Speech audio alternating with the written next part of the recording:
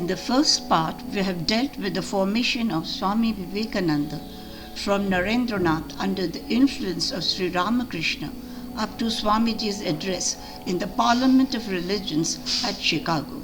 In this part, we will know his journey in the USA with his interactions with famous personalities of the then USA like the gunmaker Hiram Maxim, inventor Nicola Tesla, and industrialist John D Rockfeller. Sir Hiram Maxim, the machine gun maker. Sir Hiram Maxim, 1840 to 1916, was an American-born British inventor, best known as the creator of the first automatic machine gun. World War I, 1914 to 1918, saw the use of tens of thousands of Maxim guns of various manufacture.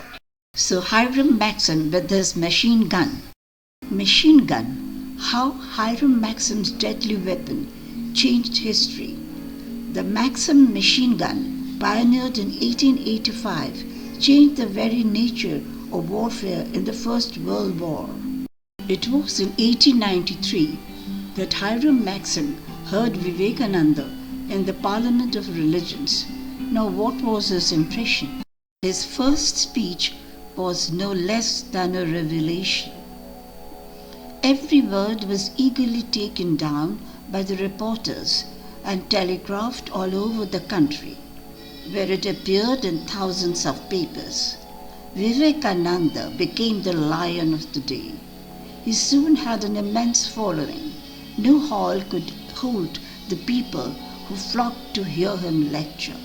They, him and Christian missionaries, had been sending silly girls and half-educated simpletons of men and millions of dollars to Asia for years to convert the poor benighted heathen and save their elite soul. And here was a specimen of the unsaved who knew more of philosophy and religion than all the parsons and missionaries in the whole country. Religion was presented in an agreeable light for the first time to them. There was more in it than they had ever dreamed. Argument was impossible. He played with the parsons as a cat plays with a mouse. They said to themselves, "Shall we waste our money in sending missionaries who know nothing of religion as compared with this man? To teach such men as he? No." And the missionary income fell off more than $1 million a year in consequence. Swami Vivekananda and Hiram Maxim. Vivekananda held a series of discussions with the gunmaker Hiram Maxim. He explored the possibility of an uprising to end the foreign rule. But perhaps he realized later the country was not ready for such an armed revolt against the colonial rule at that period of time. Interactions with other important personalities in the West. Indian Vedantist meets American pragmatist twice in USA. That is William James. William James, 1842 to 1910, was an American philosopher, psychologist. He is considered to be a leading thinker of the late 19th century, one of the most influential philosophers of the United States and the father of American psychology. James called Vivekananda the paragon of Vedantist missionaries. But due to James' pragmatism, difference in temperament, and absence of mystic experience, he did not accept the Advaita Vedanta of Vivekananda. Professor Frederick Max Muller, 1823 to 1900, was a British philologist and Orientalist of German origin. He was an Indologist also and studied Sanskrit and Indian thoughts very well and was all praise for Indian thought. Swami Vivekananda met Professor Max Muller over a lunch on 20th May 1896. It was a very pleasant meeting, and Vivekananda viewed Max Muller as a sage. The Goethe Institute in India is named Max Muller Bhavan in his honor and a street Max Muller Marg in New Delhi. Indologist Paul Deussen. Professor Paul Jacob Deussen, who was a German, 1845 to 1919. He was a German Indologist and a professor of philosophy at the University of Kiel. He was strongly influenced by Schopenhauer. Deussen was a friend of Friedrich Nietzsche and also Swami Vivekananda. In 1911, he founded the Schopenhauer Society. During his stay in America, Swami Vivekananda also influenced Nicola Tesla and Rockefeller. Here's the photograph of the famous inventor Nicola Tesla.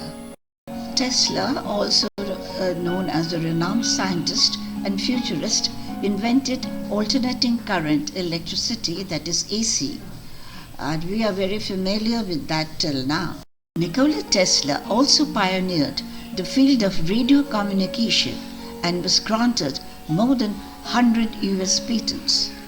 Interestingly, in 1891, Tesla described the universe as a kinetic system full of energy which could be harnessed at any location. A few years later, in 1893, Vivekananda came to America and became famous as an enthusiastic promoter of Vedic wisdom. In 1895, Vivekananda was there in the city and he went to see a play on the life event of Gautam Buddha.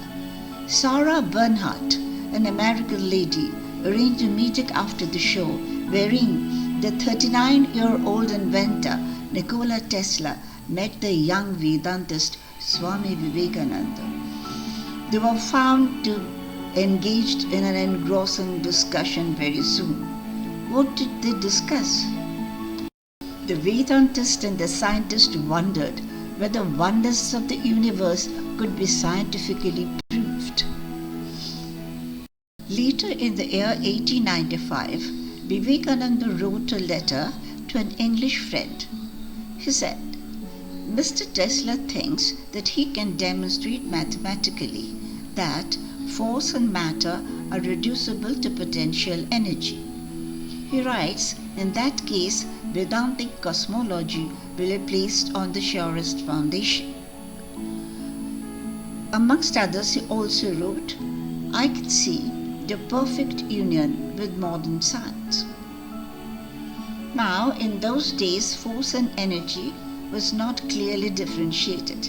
In other words, Swamiji wanted to know whether the non-duality or oneness of Vedanta could be scientifically proved. Accurately, Tesla failed in his effort to show the identity of mass and energy. History in the making. Albert Einstein solved it.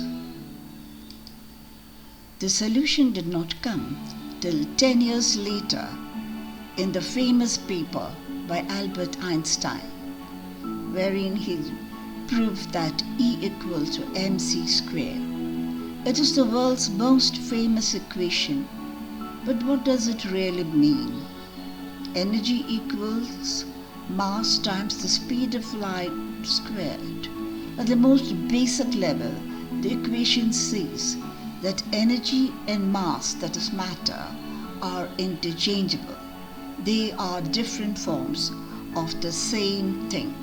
But by then, Swamiji was gone. Vivekananda never met Einstein. Einstein was too young then. He published his famous paper when he was only 26 years old. This article was taken from the Tesla Memorial Society of New York website. There it is written, the Tesla Memorial Society of New York would like to thank Robert E. Wilkinson for sending us this article via email. Nikola Tesla and Swami Vivekananda by Mr. Toby Grotz, President, Wireless Engineering. Now, the famous industrialist John D Rockfeller. Now this is the story of how Swami Vivekananda changed business tycoon John D Rockfeller. Rockefeller met Swami Vivekananda in the 1890s. At that time, Rockefeller was in his 50s and was an exceptionally wealthy, strong-willed man, difficult to handle and hard to advise.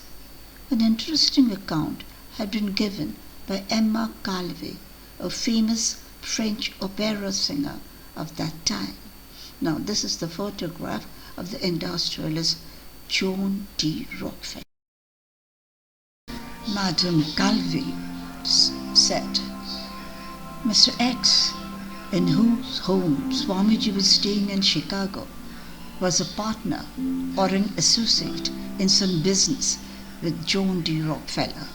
Many times John D heard his friends talking about this extraordinary and wonderful Hindu monk who was staying with them, and many times he had been invited to meet Swamiji, but for one reason or another always refused. But one day, although he did not want to meet Swamiji, he was pushed away by an impulse and went directly to the house of his friend. Rockefeller entered into Swamiji's adjoining study and was much surprised to see Swamiji behind his writing table, not even lifting his eyes to see who had entered. After a while, Swamiji told Rockefeller much of his past that was not known to anybody but Rockefeller himself, and made him understand that the money he had already accumulated was not his, that he was only a channel or a custodian, and that his duty was to do good to the world, and that God had given him all this wealth in order that he might have an opportunity to help and do good to people. Rockefeller was annoyed that anyone dared to talk to him that way and tell him what to do. He left the room in irritation, not even saying goodbye. But about a week after, again without being announced, he entered Swamiji's study, and finding him in the same as before, threw on his desk a paper which told of his plans to donate an enormous sum of money toward the financing of a public institution. Well, there you are, he said. You must be satisfied now, and you can thank me for it. Swamiji didn't even lift his eyes, did not move. Then taking the paper, he quietly read it, saying, "It is for you to thank me." That was all. This was Rockefeller's first large donation to the public welfare. It is interesting that some writers have written that Rockefeller had an immense change from a shrewd businessman to a philanthropist around the time in the 1890s. So it was quite likely that Swamiji's advice did play a part in bringing about this change. After 1897, he devoted himself completely to philanthropy, and consequently Rockefeller's donations for public good steadily increased. 15 years later, John D Rockfeller set up his Rockefeller Foundation, which did immense charitable work throughout the world. He truly walked with God, said Emma Caive, a famous French opera singer at that time. Now, when and why did Emma Caive meet Swami Vivekananda? Now, while performing in Chicago, Caive's only daughter died in a fire accident. This tragic incident had a serious mental toll on her. It was in this period of intense grief that Caive met Swami Vivekananda. The Swami prevented her from committing suicide and restored her back to her normal form.